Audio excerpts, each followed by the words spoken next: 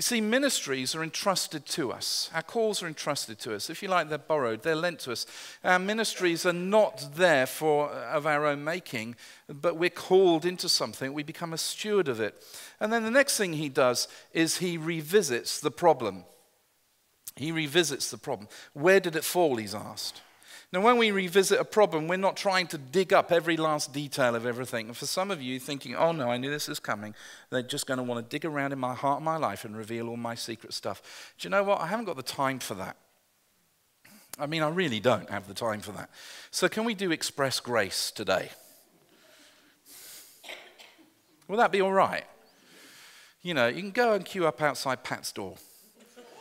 Because I get into trouble. I get into trouble for this because people say, oh, you joke about not being a very good pastor. Actually, I can do pastoring. I can. But you're going to get quick advice from me. You know, it's not going to be, I'm going to sit there on your back, you know, pat you on the back for 20 minutes. Oh, there, you poor little thing. Oh, what a terrible thing, you know. Because after 20 minutes, I'm going to be agreeing with you. Yes, you are a sinner. You are filthy. You're horrible. You're just terrible. You know, I point people to grace and salvation and repentance much quicker than maybe counselors do, and I'm sure Pat and those that counsel do a great job. But I do that simply because, do you know what? Grace is quick.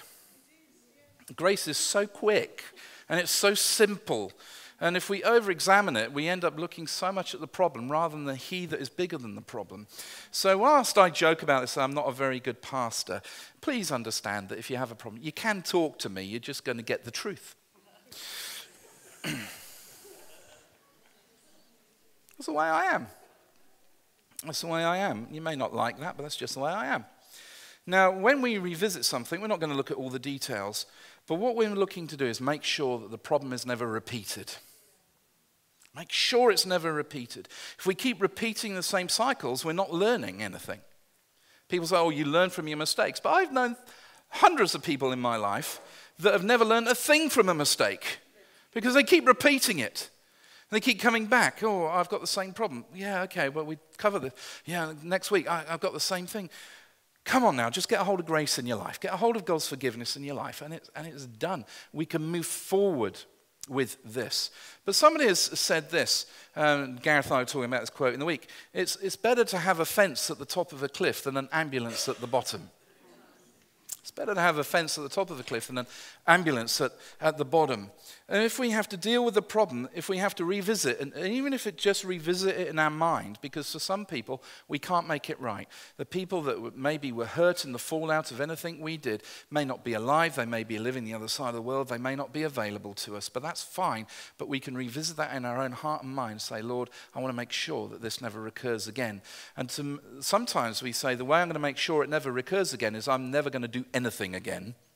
That's really low-level stuff. Sure, it might never recur again, but nothing ever exciting will ever develop.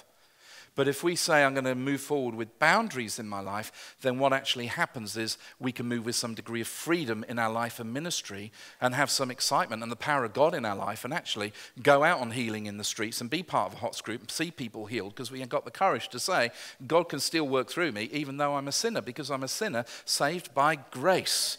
And the New Testament shorthand for that, my people and my friends, is this: saints. I'm a saint. Aren't you pleased? Aren't you pleased that you're a saint? Aren't you amazed that you're a saint? Aren't you amazed that the person sitting to your left and right are saints? Yeah. Grace is amazing, is it not?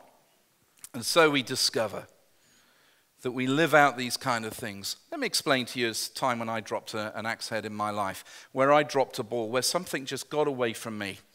And I didn't even know it was happening till after it happened. Happened a number of years ago when our eldest son, was about 3 months old, I guess, and Barbie had to go in for an operation, and it wasn't huge, major surgery. I think she was in overnight, as I remember. I can't remember a day, yeah. Polycystic ovaries, for those of you who really want to know. All the men are going, what? What's that? What's an ovary? Anyway.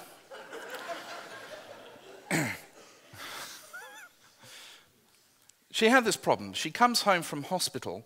We've got a 3-month-old there, and I've taken the day off work. I wasn't the pastor of a church, but I was on the wider leadership.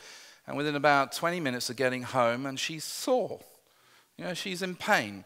We get a phone call from someone in the church. I'm in a bad way. I need you to come now. Now, this is part of a cycle in this person's life, a really good friend. But I'm on the phone as a young man with a young baby and a wife in pain, and I relay to my wife, and I tell this with some degree of shame, but she has forgiven me. And I relay this to my wife, and she says, look, just go. Because really what I'm asking her is, can I go and spend some time with this fella? And she says, yes. So off I go, and I go and do that, and I spend time with him. But what I didn't know had happened there was I dropped an axe head. I dropped the ball right there. The truth of the matter is that Barbie should never have been posed the question, because I know that Barbie is a loving, giving person. She will always put others before herself. And it was only when I returned to the home that I found an upset wife. What's wrong? You should know. You should know. And to be honest, I didn't know. Until she explained to me a few days later, look, it would have been nice if you'd just stayed home, because I couldn't even pick up our son when he was crying. And so now I make Barbie a priority in my diary. So if you phone me up and I say I'm not available, I don't have to tell you what I'm doing, but it might be that's written in there, hot date with Mrs. And those times become precious. But I didn't know I dropped it. You see, I was trying to do good, but I surrendered something that was better. And so we will all face those times. I was remorseful, I repented, and I revisited that, and I made sure that it should never happen again.